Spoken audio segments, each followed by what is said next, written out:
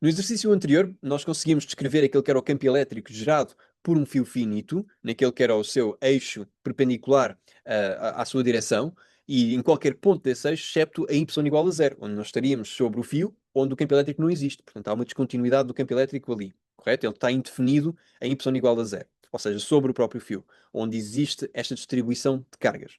Agora, aqui a questão é, esse é um problema muito simplificado para um problema que eu posso tornar mais realístico se eu considerar qualquer ponto arbitrário no espaço. Então, por exemplo, se eu estiver a considerar aqui o meu fio finito e ele tiver uma densidade linear de carga que é uniforme e, portanto, as cargas distribuem-se de forma igual ao longo do seu comprimento, definindo também igualmente o sistema de coordenadas tal como eu tinha definido anteriormente, portanto, este sistema de coordenadas aqui, e agora não quero saber qual é o campo elétrico, enfim, sentido por uma carga de prova ao longo deste eixo aqui, excepto em y igual a zero, claro está, mas sim, por exemplo, num ponto arbitrário qualquer no espaço, por exemplo, este ponto aqui. Ora, não devia ser muito diferente daquilo que nós fizemos anteriormente. Qual é a grande consideração aqui? É que agora, não existindo aquela simetria que antes tínhamos percebido que nas componentes x simplesmente o campo iria dar zero, foi isso que foi o resultado do nosso integral e que nós verificámos num ponto de vista mais intuitivo antes disso. Agora, isso já não vai acontecer. E é por esse mesmo motivo que eu não gosto muito de fazer aqueles cálculos a priori, considerando que existe aquela simetria, porque ela pode não existir. Desde logo, se, por exemplo, a minha densidade linear de carga depende da posição em que eu estou no fio, em princípio eu posso não ter essa simetria que me permitiria anular a componente X do campo elétrico. Ora, aqui, claramente, como eu não estou no centro do fio, já não tenho uma contribuição simétrica daquelas que são as cargas de um lado do fio com as do outro lado do fio, em relação ao nosso eixo central. Mas, no entanto, eu posso obter exatamente a mesma estratégia que eu obedeço quando resolvo problemas de física, em particular de eletromagnetismo, que é começar por descrever cada um dos pontos de interesse no espaço. Bom, inicialmente tenho que perceber qual é que é o meu referencial e colocá-lo. Agora, uma vez que eu o coloquei num sítio que me é particularmente conveniente, eu coloquei no mesmo sítio no exercício passado, agora eu posso descrever, a partir dessa origem, qual é que é a posição da minha carga de prova. A minha carga que eu coloco aqui, alguns num ponto arbitrário, e cuja posição eu posso descrevê-lo como R de Q, e esse RQ é nada mais, nada menos do que x0, y0, que se diferencia do problema anterior, porque agora eu tenho um x0 diferente de zero. Ok? Ele pode vir a ser zero, depois eu posso colocar aqui os valores que eu quiser. Mas agora isto aqui está simplesmente para um ponto arbitrário no espaço. Reparem que eu não considero o z0 aqui, embora ele possa existir, ele está embebido aqui nestas coordenadas, simplesmente pelo facto de haver invariância rotacional em torno do eixo x. E, portanto, bastar-me, se eu considerasse aqui um determinado z0, apenas rodar o meu plano de estudo e teria exatamente o mesmo cenário. Ok? É isto que significa, no fundo, ter esta invariância. Agora, notamos aqui também o seguinte: a minha carga geradora, porque eu preciso dessa carga geradora de campo para calcular o campo elétrico, ela vai estar a algures neste fio. Não é? Eu quero saber o efeito cumulativo de todas as cargas ao longo do fio. E, portanto, vou perceber, antes de mais, qual é o efeito cumulativo de um bocadinho de carga ao longo de um bocadinho de comprimento do fio. Ou seja, por exemplo, deste bocadinho aqui. Este bocadinho de comprimento de fio comporta um bocadinho de carga dQ que eu posso escrever de que forma?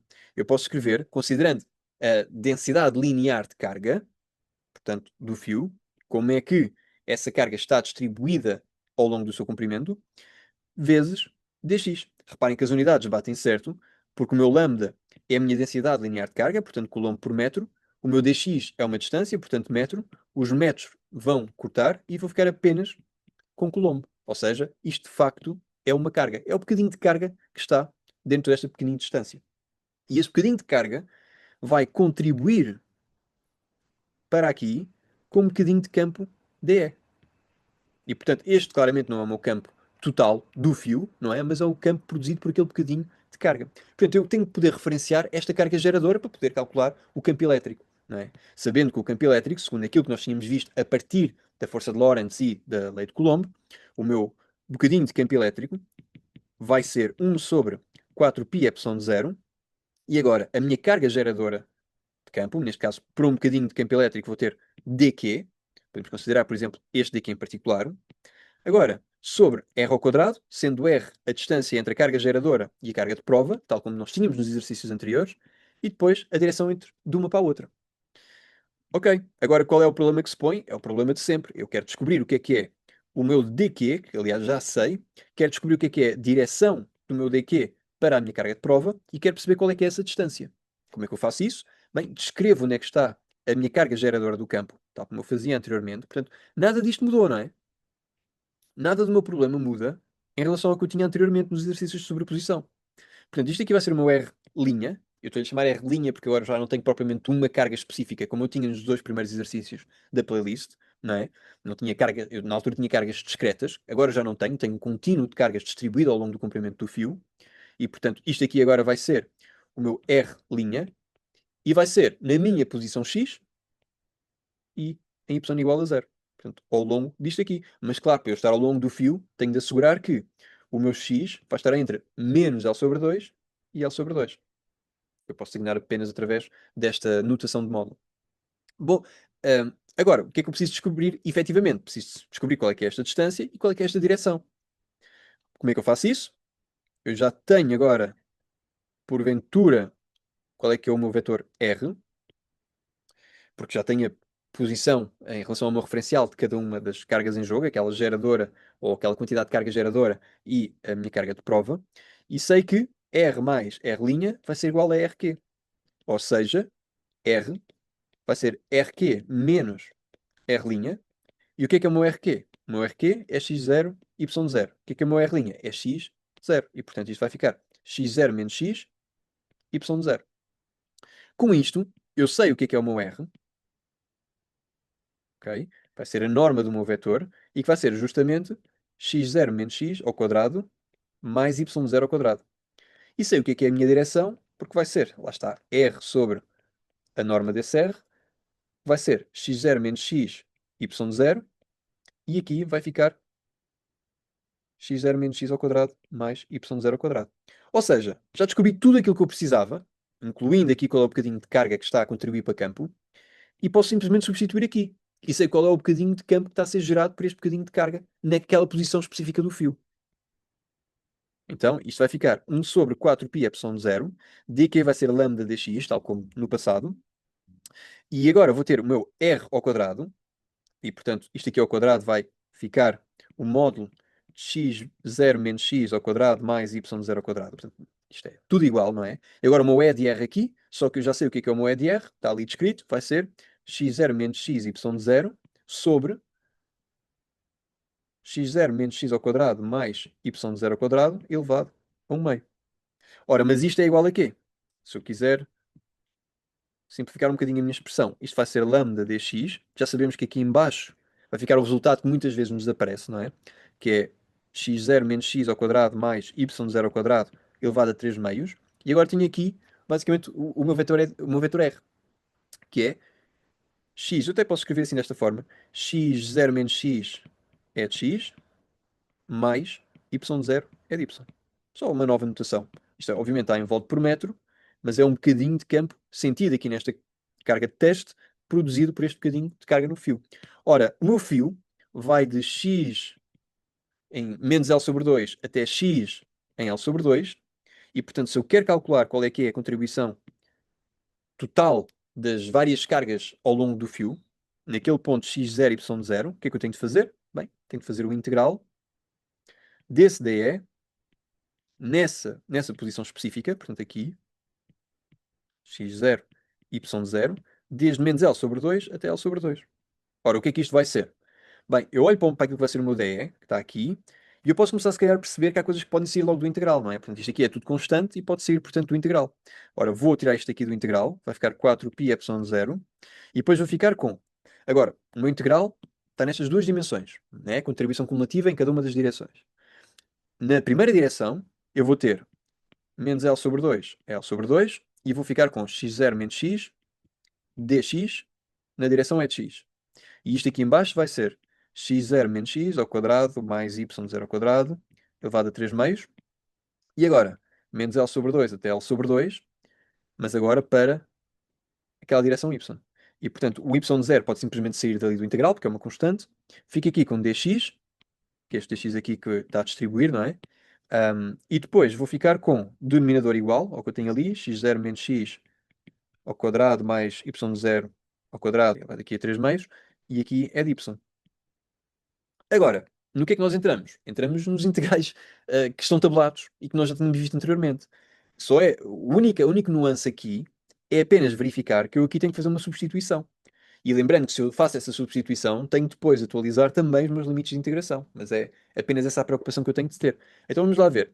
Para eu fazer essa substituição, o que é que eu tenho de considerar? U é isto, não é? U. Portanto, se U é isto, x0 menos x, então du vai ser menos dx. Correto? Portanto, como se eu derivasse aqui nos dois lados.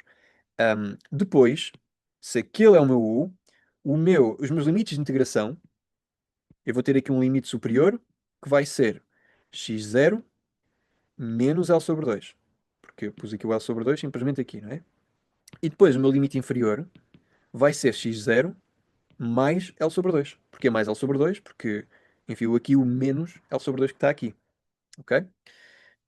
Eu sei que parece estranho porque parece que eu vou de frente para trás, só que reparem que me aparece aqui depois um fator negativo também, que vem precisamente deste du, que vai ter de ser menos dx. Portanto, ou seja, isto vai ser, vou primeiro meter aqui as minhas constantes todas, epsilon de 0.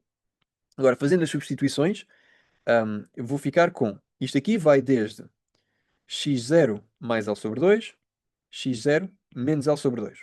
Aqui vai ser u. E o meu dx vai ser simplesmente menos du.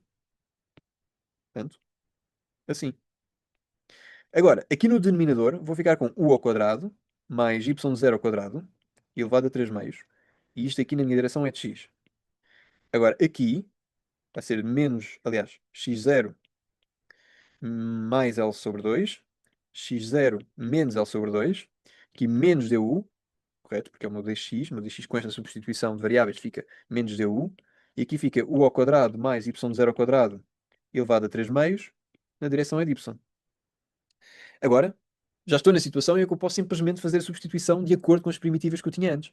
Como é que eram as primitivas que eu tinha antes? Bem, eu vim aqui atrás, portanto, esta aqui eram as minhas primitivas, vamos lá ver se eu consigo fazer a substituição ainda naquela página. Será que eu consigo?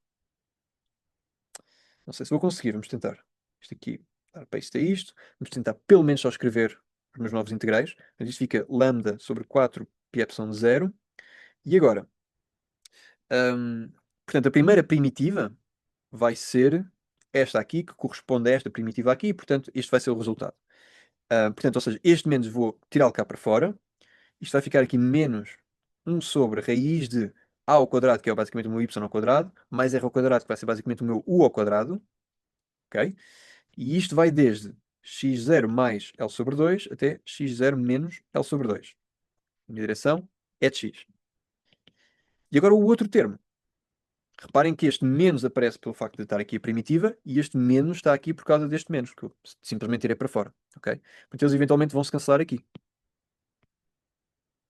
Posso tirá-lo simplesmente dali e pôr em evidência este menos, não é? E simplesmente corto o menos com menos. Agora, o que é que eu tenho aqui na parte da y? Bem, eu vou ter aqui na mesma este menos, porque este menos vai sair daqui para fora, correto? E vou ficar com este integral, que é o meu u cá em cima. Aqui, esqueci-me aqui do meu y de 0, que vinha aqui, não é? Portanto, aqui fica o meu y de 0. Reparem que o meu y de 0 aqui tem que ser diferente de 0 para aquela primitiva ser válida. E, portanto, aqui vai ficar y de 0 ao quadrado, raiz de y de 0 ao quadrado mais u ao quadrado. Ok, isto é só matemática, não é nada de mais. Só a parte que assusta. Portanto, isto aqui é x0 mais L sobre 2, x0 menos L sobre 2. Ok. Agora sim, eu vou ter de passar isto para o outro lado. Portanto, vamos, tendo feito esta parte aqui, vamos tentar agora mudar isto para o outro lado, para a outra página. Portanto, isto vai ficar igual a lambda 4π epsilon 0. E agora vamos olhar para isto e aquele primeiro termo vai ser 1 sobre raiz de y0 ao quadrado. E agora substituo basicamente isto, não é? Portanto, x0 menos L sobre 2 ao quadrado, x0 menos L sobre 2, tudo isto ao quadrado, menos y0 ao quadrado mais x0 mais L sobre 2 ao quadrado. E isto em e de x. Portanto, isto é simplesmente substituindo os limites de integração aqui. Agora vou fazer o mesmo para aqui. Posso, aliás, cancelar aqui este y0 com este y0, sendo que o y0 é diferente de 0, e fico com, nesta parte aqui, 1 sobre y0, e, ok, fica, bem, está aqui este menos, não é? E por estar aqui este menos, eu posso simplesmente inverter os limites de integração. Ok? Já tenho alucinado mais, portanto vou só inverter os limites de integração. Fica então isto aqui, x0 mais L sobre 2, a dividir por raiz de y0 ao quadrado, mais x0 mais L sobre 2 ao quadrado. Menos x0 menos L sobre 2, e agora y0 ao quadrado mais x0 menos L sobre 2 ao quadrado. Isto aqui é a de y. Não está muito claro aqui, se calhar vou tentar ganhar um bocadinho de espaço, mas percebe-se bem que agora já não aparece aqui aquela simetria, não é? E eu, aliás, posso induzir aquela simetria fazendo o quê? Fazendo o caso particular em que o x0 é igual a zero. E, idealmente, vou ter exatamente a expressão que eu tive anteriormente. Portanto, ou seja, eu posso descrever sempre o meu sistema para um ponto genérico e depois ver os casos particulares. Portanto, isto aqui fica ao quadrado aqui, isto aqui é de y, e fecho aqui hum, esta chaveta. Bom, agora fiquei com uma expressão muito grande, não é? Vamos ver agora os casos particulares. Porque este é o campo elétrico em qualquer ponto do espaço produzido por todas as cargas deste fio aqui. Já fiz o integral e, portanto, este é o campo elétrico resultante. Escolho um ponto qualquer no meu espaço e este é o campo elétrico sentido. Então vamos ver um caso particular. O caso particular que, aliás, nós já conhecemos e, portanto, podemos comparar com esse. Qual é o caso particular que nós já conhecemos? Quando x0 é igual a zero e y0 é diferente de zero. Ora, porquê que eu tenho que considerar este y0 diferente de zero? Primeiro, por causa daquela primitiva, só é válida em determinadas situações. Mas depois, porque isto só é válido, de facto, quando eu não estou sobre o fio. Portanto, ou seja, isto de facto só é válido e eu tenho sempre de determinar quais são os meus intervalos de validade para a expressão do campo elétrico, porque ele pode ter descontinuidades ou pode ser inválido em determinadas regiões. E portanto, vamos verificar para este caso. Para este caso, que é o caso anterior que nós tínhamos, eu faço a minha substituição, portanto, é 0, y0, e vou obter o quê? Vou obter este lambda, 4π epsilon 0. Agora, o que é que eu tenho? Eu tenho que o meu x0 é igual a 0, portanto aqui vai ficar 0 e fica, portanto, só L ao quadrado sobre 4. Aqui fica 0 e, portanto, fica só L ao quadrado sobre 4. Ora, tenho aqui um termo que é igual a este e isto cancela e simplesmente dá 0. A componente é de x. Fica apenas com um componente. A componente é de y, que agora, como o meu x0 é 0, estes termos aqui ficam simplesmente isto. Portanto, 1 sobre y0. Depois, isto aqui fica 0 aqui, este menos e este menos vão ficar mais, e tenho exatamente a situação anterior, não é? Mas vou ficar com L aqui em cima, os denominadores vão ficar iguais, e tenho y0 ao quadrado mais L ao quadrado sobre 4. E, portanto, de facto, este campo elétrico está descrito exatamente da mesma forma como eu tinha obtido anteriormente. É exatamente aqui. Agora, eu posso ver mais casos interessantes. Que outros casos interessantes é que eu posso ver? Desde logo, eu posso reconhecer, em primeiro lugar, que se me dá exatamente esta expressão para quando eu estou no eixo central do fio, naquele eixo perpendicular, quando x é igual a zero. Então, se eu tender o L para infinito, ou tender o y0 para infinito, eu vou obter exatamente os mesmos resultados que obtive anteriormente. Ou seja, quando o meu y0 tende para infinito, significa que eu estou infinitamente distante deste fio finito, então ele vai-me parecer uma carga pontual. E eu vou obter exatamente a expressão que eu tinha obtido no vídeo anterior. O que é que eu não podia fazer no vídeo anterior e que consigo fazer agora, atendendo à validade das nossas primitivas?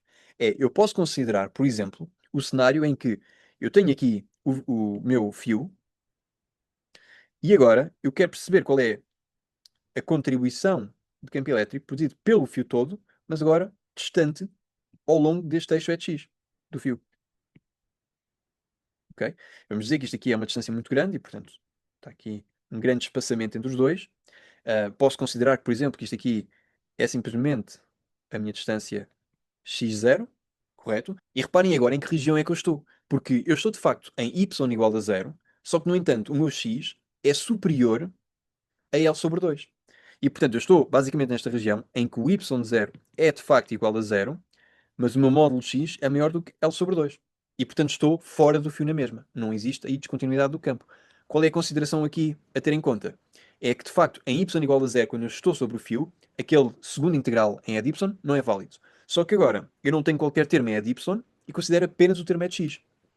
Reparem aqui, eu estou ao longo desta coordenada aqui do meu campo.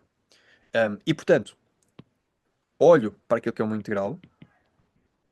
Reparem que vocês, enfim, Aqui bastaria ver, olhando para, por exemplo, para aqui, eu antes de sequer fazer a primitiva, como o y0 é igual a zero, isto aqui dava-me zero. E portanto nem sequer tinha a oportunidade de fazer o integral, não é? Portanto, ficaria só apenas com esta componente é de x. Portanto, nesta região há esta validade. Lembremos que isto aqui é apenas o meu fio com densidade de carga linear, como nós já tínhamos discutido. Bom, agora o que é que eu quero efetivamente saber? É, nesta coordenada ali à frente, qual é que é o valor do meu campo elétrico? Bom, aqui em x0, 0, ok? Tendo em conta que x0 vai ser maior do que L sobre 2, eu vou ter o quê? Olhando para esta expressão, portanto, olhando aqui para esta, aliás, para esta expressão aqui, eu vou ter lambda 4π epsilon 0. Já vimos que este termo aqui nem sequer conta, porque quando chegámos aqui para antes de primitivar, o y0 era igual a 0. Portanto, este termo nem sequer é calculado nesta situação, o que faz todo o sentido porque eu estou ao longo do eixo de x, e portanto o meu y0 é 0. E agora, olhando para aquela expressão aqui, o que é que eu vou obter? Vou ter 1 sobre y0 é 0. Portanto, vou obter isto aqui em módulo x0 menos L sobre 2 menos 1 sobre x0 mais L sobre 2. Só que o que acontece? Como o meu x0 é maior do que L sobre 2, este termo simplesmente vai ser positivo, este termo claramente vai ser positivo também. Lembrando que isto aqui é em EX. Portanto, se os dois termos vão ser positivos, o módulo pode simplesmente desaparecer, torna-se redundante, e fico com x0 mais L sobre 2 menos x0 mais L sobre 2 sobre, e agora aqui faço x0 menos L sobre 2, x0 mais L sobre 2, isto aqui é na minha direção é de y. Ora, isto vai ficar lambda 4π epsilon 0. E agora, termos que cortem aqui. Eu gosto quando os termos cortam, não é? Para simplificar as minhas expressões, muitas vezes quer dizer que está bem. Muitas vezes também quer dizer que está mal. Bom, eu tenho aqui o meu L, tenho aqui agora, posso, isto está-me a dar vibes de poder simplesmente simplificar para x0 ao quadrado menos L ao quadrado sobre 4, e portanto vou ficar com x0 ao quadrado menos L ao quadrado sobre 4 na direção é de y. Aliás, desculpa, é de x. Bom, então o que é que isto me está a dizer? Sendo que isto aqui, em unidades de volt por metro, que são as unidades do meu campo elétrico. Isto está-me a dizer que este é o meu campo elétrico na direção é de x, só que se eu puser, por exemplo, o limite de quando este x0 é muito maior do que o L, ou seja, o meu L é isto, e o meu x0 vem muito cá para a frente, desse ponto de vista, o que é que isto me vai soar? Vou fazer esse limite. Vou ficar com lambda 4π epsilon 0, o L cá em cima. E agora, se o meu x0 é muito maior do que o meu L, este termo aqui vai ser negligenciável. Ou seja, vou ficar apenas com x0 ao quadrado e aqui na direção é de x. Ora, o que é isto?